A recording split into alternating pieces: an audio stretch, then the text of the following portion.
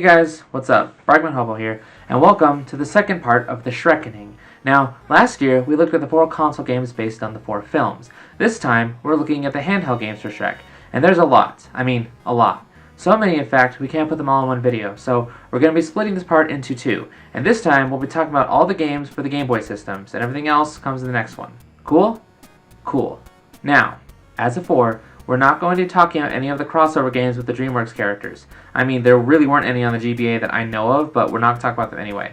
And again, we're going to acknowledge the Puss in Boots games, but we're not going to talk about those either. Guys, we already have 8 games today, so Puss in Boots can have his own time. Now, speaking of 8 games, that's kind of a lot, so you're not going to be seeing a whole lot of me on camera this go around, okay? Okay, so let's waste no more time and get right into the first game, Shrek's sole outing on the Game Boy Color, Shrek Fairy Tale Freakdown.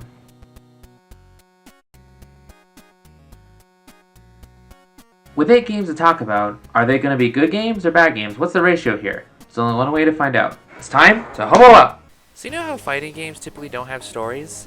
Well, that's the norm here. Shrek Fairy Tale Freakdown has no story. Alright, that makes my job easier.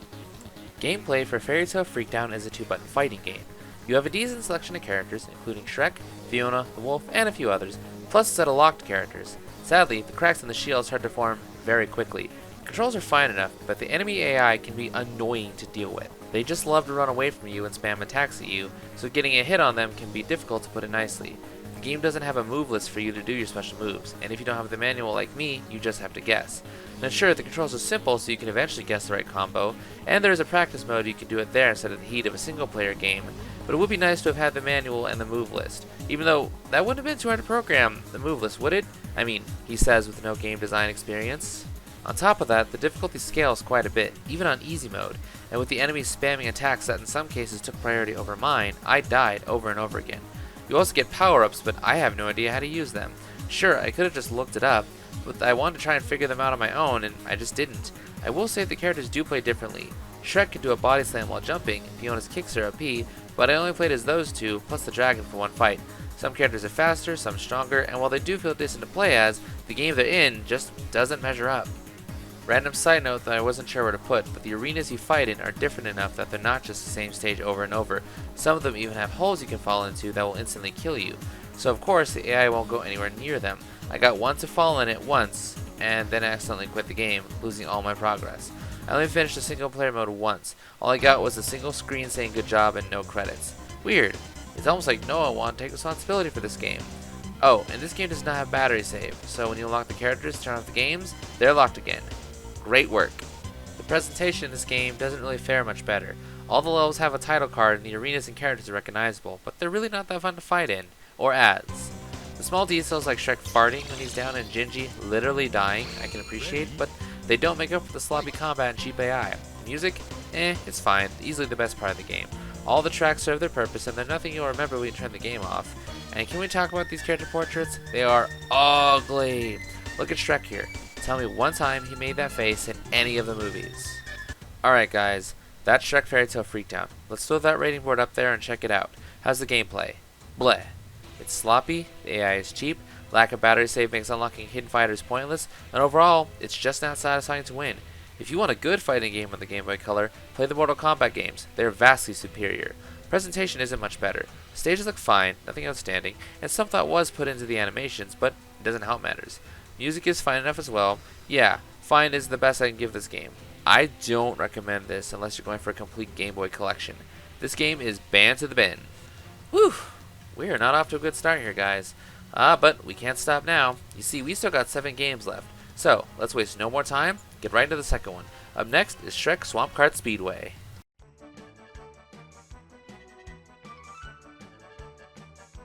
So, remember how we were talking about how fighting games typically don't have a story and then Fairy Tale Freakdown didn't have one? Well, you know how kart races typically don't have a story? You see where I'm going with this, right? Swamp Kart Speedway does not have a story. I'm glad you've all been paying attention. Thank you very much. Gameplay for Shrek Swamp Kart Racing, we'll just call it Shrek Kart. Shrek Kart Racing is a clone of Mario Kart Super Circuit, and this time the game doesn't even try to hide its influence. Sadly, there's a lot wrong with this game. The draw distance is terrible, and I think the devs knew that, but they either couldn't or wouldn't fix it, so they put arrow markers on the screen to let you know when a turn was coming up. but it's really not enough. I still found myself crashing into walls or hazards. The slippery controls didn't help either. You know what else is poorly telegraphed? The hazards. Holes in the track that you can fall through, which can send you back, sometimes ridiculously far, and often destroying whatever lead you had. Sure, you can learn when they are and avoid them, but your first few runs of a track are likely to be very annoying. You know what else the game doesn't have? Rubber banding. It's possible to get extremely far ahead or behind, both for you and the computer players. If you get too far ahead, it's not a race anymore. You would literally have to stop and just sit there waiting for the others to catch up. At that point, you're just waiting to claim the win. Get too far behind, you can't catch up. You may as well restart and try again, which thankfully the devs did put that option in the pause menu. Going back to track design, even with the markers, I still found myself veering off course or getting caught in walls. Heck, at one point I even got caught inside the boundaries and couldn't get back out. Now, for how you progress in the game, you have to win first on each track. I assume that you get a new character for each cup you complete, but I don't know because I couldn't finish a single cup. The flaws I mentioned, the slippery controls, the hazards, the poor draw distance, and all that made it very difficult to progress. Sure, some tracks I beat without breaking a sweat, others were literally driving me insane. As I did with the first Shrek game on Xbox, I got so frustrated that I threw in the towel. This game doesn't even come close to Super Circuit, and I even popped it in to be sure I wasn't crazy. The controls in Super Circuit are way smoother, the draw distance is much better, and the rubber banding actually exists. I'm sorry guys, but I just had to tap out on this one. This game is just ugly. I already mentioned the draw distance, but it's super pixelated on my screen, so I found myself getting a headache in some spots. The characters look fine, I guess, but the big heads make them look like bobbleheads. The tracks are distinct, but they're not great to look at. You'll constantly be hearing the same lines over and over again. The music is forgettable. I can't even think of a single song from this game. Okay, so that's Shrek Swamp Kart Speedway. How is it? Let's get the rating board back up. How does it play? Not well. Not well at all. Controls are slippery, the tracks are poorly telegraphed, there's no rubber banding to get you back in the race, and the hazards are just too hard to predict and send you way back too far. And the presentation really isn't that much better. The game looks awful, the model's too chibi, the tracks are super pixelated and not pleasant, and the characters just spit out the same lines too much. This game gets the Shrek extra large rating! And you want to know what else? As far as I can tell, after these two games, Prolific just up and vanished. I can't find anything about this company. Does anyone out there know anything? If you do, let me know in the comments. I'd love to hear if they made more games than this. Okay, Prolific had their shot. They're done. Now, we move on to Shrek Hassle at the Castle.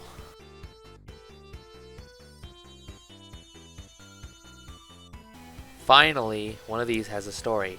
The story for this one is basically that of the first movie. Shrek is just out living his best life in the swamp when a bunch of pesky fairy tale characters ran in his parade. So he sets out to demand that Lord Farquaad take them back. He is then sent on a quest to rescue Princess Fiona and... Yep, it's the first movie, alright. Alright, on to the gameplay. Gameplay for Hassle at the Castle is a beat-em-up platformer hybrid. As either Shrek, Donkey, or Fiona, you do whatever the level tells you to do. Reach the end in a time limit, defeat the boss, defeat all enemies, etc. It's really nothing you haven't seen in other games. Shrek, Fiona, and Donkey are not created equal. Shrek is the powerhouse. He can't run as fast or jump as high as the others, but he hits like a dump truck. Donkey is more nimble. He can jump higher and run faster, but he can't hang from ropes or use weapons like Shrek and Fiona can. Actually, no, he can. He can spit out rocks. Blech. Lastly, Fiona is the well-rounded between the three. She's not as strong as Shrek or as fast as Donkey, but her strengths surpass the others' weaknesses. Sometimes you're locked into or out of certain characters, but if you have a choice, Shrek is best for combat-oriented levels, whereas Donkey and Fiona are best for platforming or time stages.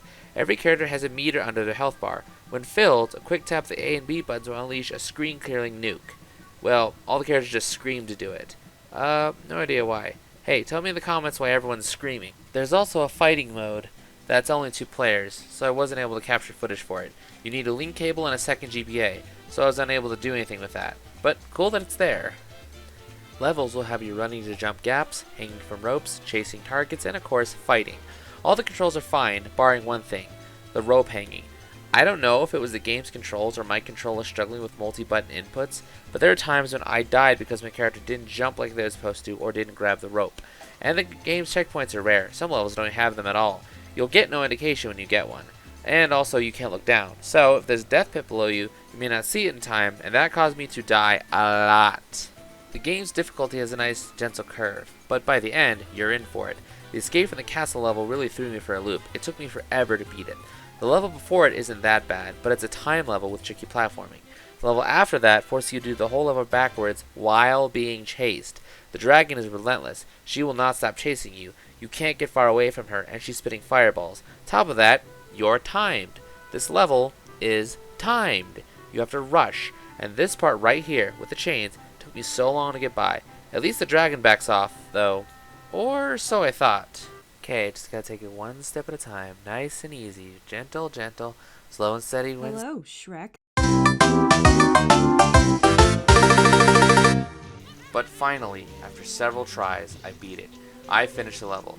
A few levels later, though, I hit this one. Shrek learns Princess Fiona's secret. And this was my Everest. I could not get past this level. I died here more than anywhere else in the game. Now sure, you're not being chased like in the castle level, but you're still timed. There are enemies everywhere, plus rocks that can push you, and instant kill water and lots of death pits, plus more ropes to hang from. And this is where I threw in the towel.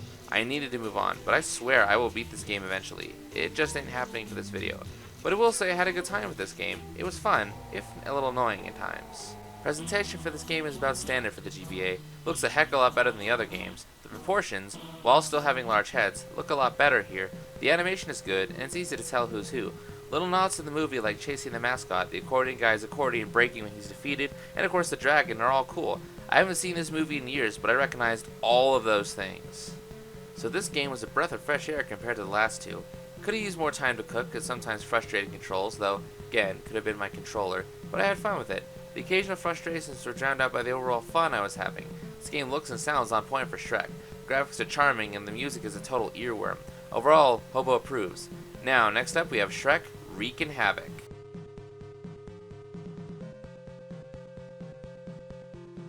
The story for Wreaking Havoc is a sequel to Hassle at the Castle, and it's loosely based on that one Shrek animated short with Farquaad's ghost. Lord Farquaad's ghost has crossed back over and has gained terrible magic. Now he's, well, wreaking havoc, and our heroes need to stop his tricks and defeat him. Not a terrible story, feels like a natural continuation of the first game's story, and the movies, so I'll give it a pass. Gameplay for Wreaking Havoc is an upgraded version of Hassle at the Castle. This time, the characters pick for you, and they play very similarly.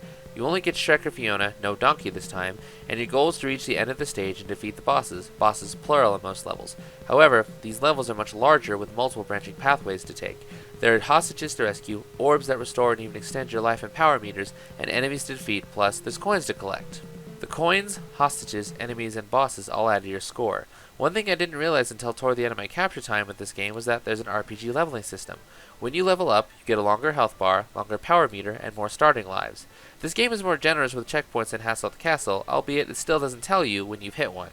Collecting 100 coins will give you more lives, so it will be to your detriment not to explore, fight, and gather stuff.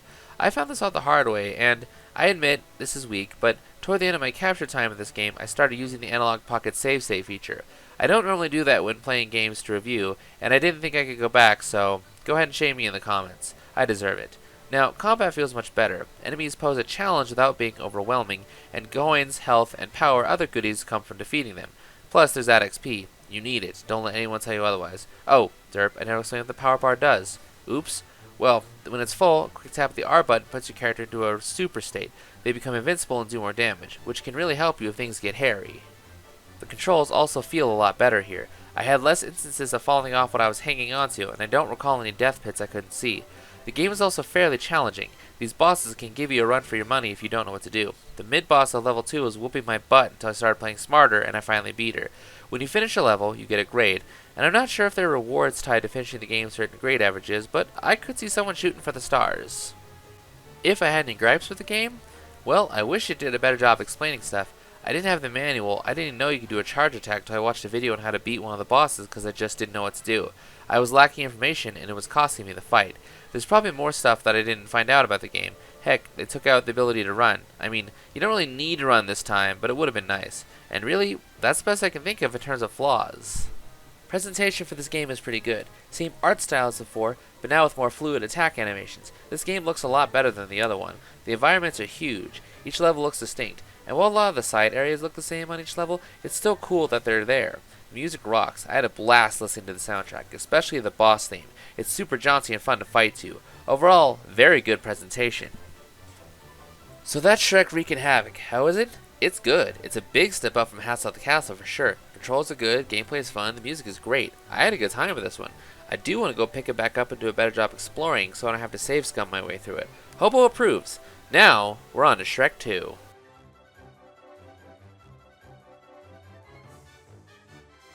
The story for Shrek 2 is basically that of the movie. Shrek and Fiona are married, they get invited far, far away, but the king isn't too happy to see his baby girl marry an ogre.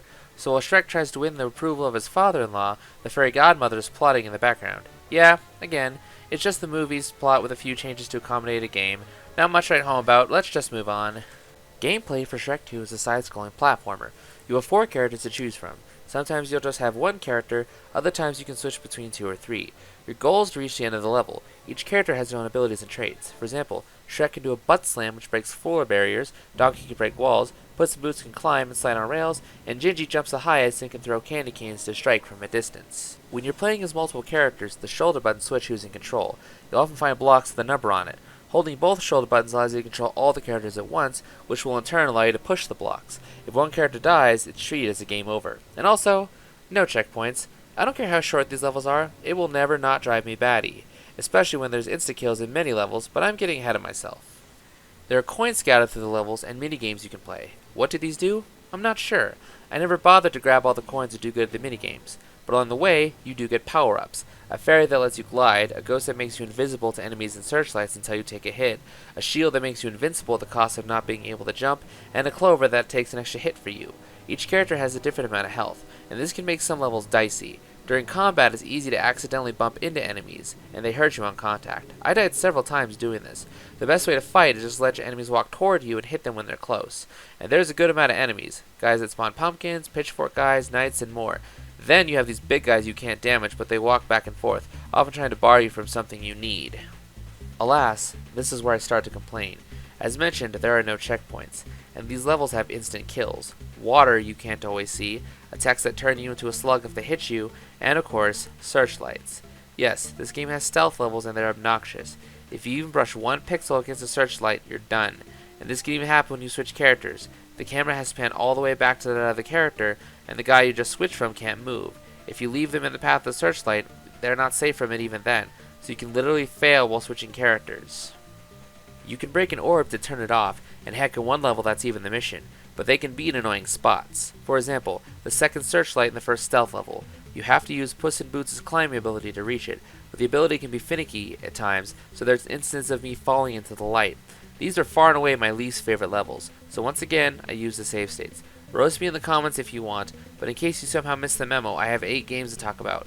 As I said, I didn't want to be an old man when this video gets released, and there's still 3 more left in the special to make, so, you know what? Roast me, I don't care. Woo! Went on a bit of a tangent there.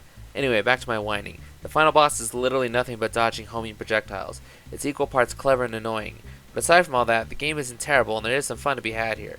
Just be ready to deal with some annoyances. Presentation for this game is about standard for the GBA. Everyone looks like they should, although Shrek's pants look a little brighter than I think they should. You hear a lot of the same lines of dialogue when you switch characters, and it's basically all you get for voices. But the writing is good, it does fit Shrek. Music is fine, nothing to really jam out to. I will say the main Shrek theme in the menu sounds missing half the notes. Not sure if this was an error with my equipment or actually how it sounds. I'll assume it's the latter. I can't think of any tracks I didn't like, but none of them really stood out to me. Shrek 2 is far from the worst game we've talked about today. It's the kind of game I would have played back in the day, but I never owned it.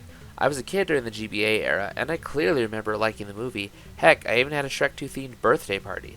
It can be pretty irksome with its instant kills and stealth levels, and combat feels worse than it should, but like I said, I had a much better time with this than some of the other stuff we've looked at, and presentation is fine too. Like I said, about standard for the GBA. Nothing great, nothing horrible. I give this a decent rating. Now, time to move on to the second fighting game, Shrek Super Slam.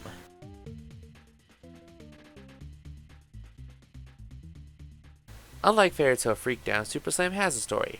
Kind of. It's only in the story mode, which makes sense, I guess.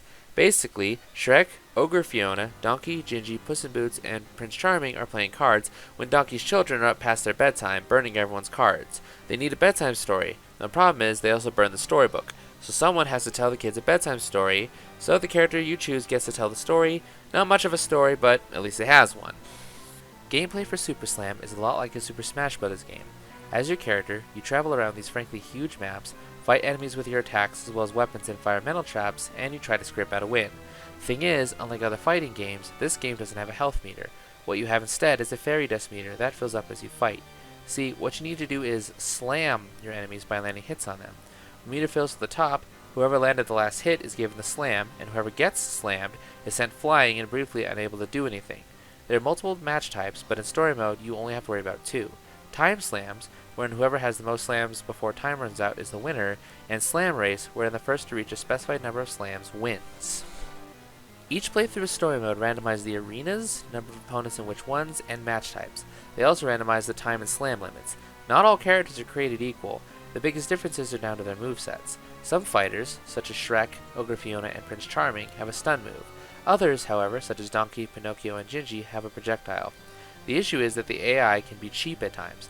The projectile characters just love spamming said projectiles on you, and you often have little recourse, since projectiles make your character flinch, and that flinch gives them time to throw another, and another, and another, and you can quickly lose, especially if it's a slam race with only one slam needed. Oh yeah, the slam race doesn't tell you how many slams you need to win. It's possible to lose because the other enemies ignore you and fight each other to instantly win. The controls are good for what they are, though to be honest, I'm not really a fan of how up is jump, but you do get used to it. Now as I mentioned, these maps are huge, but rather than having a mini-map on the screen, which would have been difficult to see with how small the GBA screen is, icons on the screen tell you the general area where the opponents are. It can be a little hard to tell exactly what they're doing, but at least it's harder for them to blindside you. And if the AI isn't projectile spamming, they're running away from you. It can be annoying when you have to chase them down only to get sucker punched. There are items on the stage to help you out. Melee weapons such as swords and puppet, stick, things, and projectile weapons like crossbows and magic blasters. These can help you out, but be aware enemies can use them too. And if you get hit, you drop it. If you drop your weapon, whether by taking a hit or hitting the L button again, it may or may not disappear. There are also potions to help you. A shrink potion that makes you harder to hit, a fairy dust potion that adds to your meter, and then this potion just changes your costume color, and that's it. What does it do aside from that? Heck if I know. Now each character's story mode has a beginning cutscene, one where they confront the boss, and an ending. Yes, each character has the same final boss, the Little Witch, and she is far and away the most annoying character to fight. She has a projectile, but she can also teleport, and she can also use items, and getting knocked in the potion vat in the back will activate a random effect. It might help you, it might hinder you. The best strategy to fight is just rush her and not give her any openings, but it's not always the best thing to do. Winning fights in this mode gives you French flies. These are a currency used to buy new characters, new colors for characters, arenas, and items. You've also got challenges. Mostly these involve just plain fighting, but some don't. Some have you collect more things than the other characters, one has you survive for a minute against all hazards, and that's cool. I didn't really play these for my capture session, but I have to imagine winning gives you more money. Then there's melee mode. You can choose match types, slam or time limits if applicable, arena, characters, all that. And of course, if you had friends with their own GBAs, their own copies of the game, and link cables, you could play this multiplayer. But alas, I never had that opportunity. Yeah, of all the games we played today, this is the only one I owned as a kid. So maybe I like it more due to the nostalgia, but I'll try and put that away when it's time for the rating. Presentation of this game is pretty cool. The graphics do a good job selling the characters and environments, areas are large with little shortcuts to zip around the stages faster, and the music? Chef's kiss. This music is fantastic. Not gonna lie, Pinocchio's music honestly freaked me out as a kid. It all looks and sounds really good, and what little voice acting there is very good too. Despite the annoying AI, I had fun with this game. If you can get into it, the franticness almost makes the game. It won't replace Super Smash Bros., let's not mix our words here, but for a GBA Smash clone, it does pretty good, especially since there's no official Super Smash Bros. For the GBA that I'm personally aware of. The arenas are huge and nicely detailed, the music rocks. Overall, I just had a good time with this one. Hobo approves. Now, on to Smash and Crash Racing.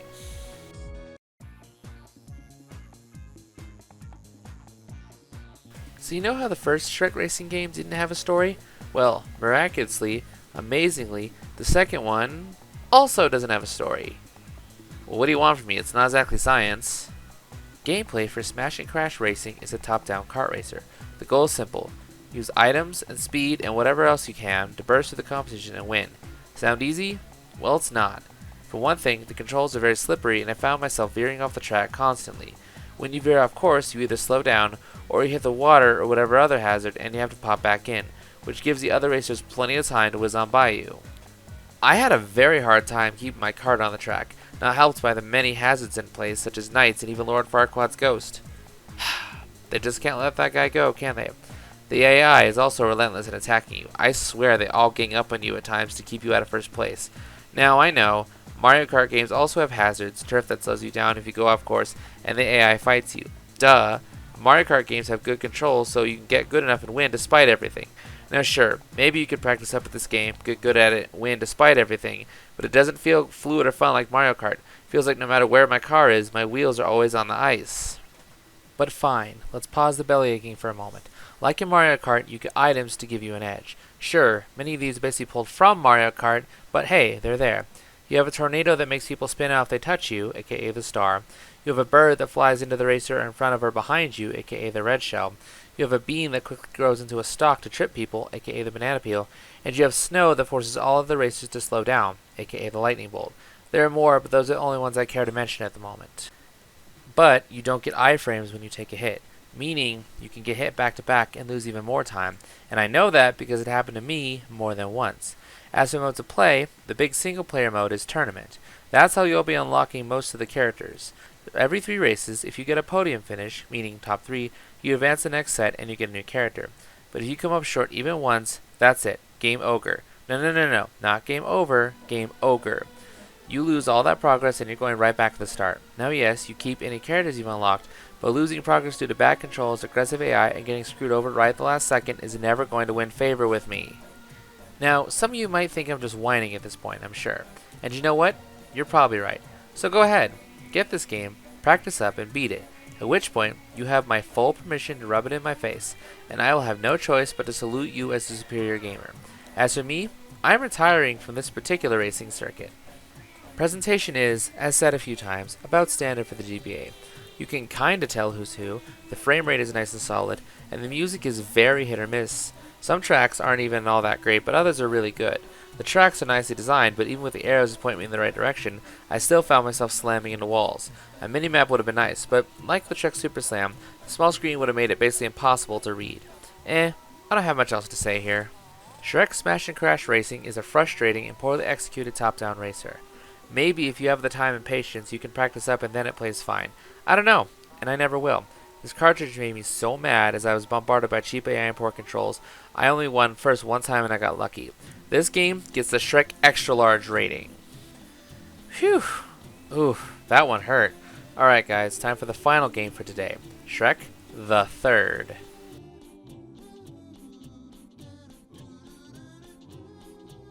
The story for Shrek the Third is again just the plot of the movie. Shrek is still far, far away when King Harold dies. This means Shrek is about to be king, but he doesn't want to be king. So instead, he sets out to find Fiona's cousin Arthur. Only problem is, he doesn't want to be king either. Their feud causes their boat to crash. Meanwhile, Prince Charming takes over Far, Far Away. Now Shrek, Donkey, Puss in Boots, and Arthur have to work together to get back to Far, Far Away, defeat Prince Charming once and for all, and put Arthur on the throne. It works. It's fine. Let's just move on to the gameplay now. Gameplay for Shrek the Third is almost identical to Shrek 2. Your player pool consists of Shrek, Donkey, Puss in Boots, and Arthur. Shrek, Donkey, and Puss basically play the same as they always have, and Arthur is basically Gingy. One neat difference between Gingy and Arthur is that Arthur's shield can deflect projectiles. Nice touch. Another big difference in Shrek 2 is the ability to find items. Shrek, Donkey, and Arthur each have an unlockable ability, but you need to find all the items to unlock them. Donkey learns to glide, Shrek gets a shoulder barge, and Arthur can skate along a shield. I did not unlock these, so I don't have footage of them working. Another change is that now everyone has more health. This makes the game easier, so much so that I never died in combat, only to death pits. Shrek also gains the ability to use pulleys. Aside from that, it's basically what you got in Shrek 2. It's not a bad thing, mind you. Oh, and also there's collectibles in each stage, 4 in each, barring a few exceptions, and I think you need a certain quota to finish each world, but I'm not entirely sure. One last addition was the ability to pan the camera, and you have no idea how helpful this feature is. It lessens the times you need to take a leap of faith. It doesn't resolve that issue completely, but it helps, trust me. As far as negatives go, some hazards are placed in very annoying spots, like in this level. This cave is filling with lava and I keep hitting my head on this dang stalactite. Aside from that, the issue of falling into water or whatever you couldn't see has gotten better, but it still happens. But really, that's the best I got in terms of complaints. Regarding presentation, this game is almost identical to Shrek 2. While you can tell which game is which based on backgrounds and characters, they still look and sound very similar. There are different lines of dialogue when switching characters, but it uses the same models for Shrek, Donkey, and Puss in Boots. The music is, once again, about standard for the GBA, so it sounds fine. The levels are nicely designed, and I love the cameos from other DreamWorks characters. The dialogue is well written, and I can see these characters saying these lines. Shrek the Third is just a little bit better than Shrek 2. It's got basically the same gameplay loop, but it takes out the stealth sections. Good freaking riddance. It looks very similar in terms of character models, enemies, and art style, but the backgrounds are different enough, and the improvements that are made are welcome. Despite the flaws that are still here, I have to say, Hobo approves. Now, the next game is... Wait a minute. That was the last one. We're all finished here. Alright, let's make a tier list. Taking the top spot, we have Shrek wreaking havoc, followed closely by Hassle at the Castle. In third place, we have Shrek Super Slam. Fourth goes to Shrek the Third. Fifth goes to Shrek 2. Then we have Smash and Crash in sixth, Fairy Tale Freakdown in seventh, and Swamp Kart Speedway taking dead last.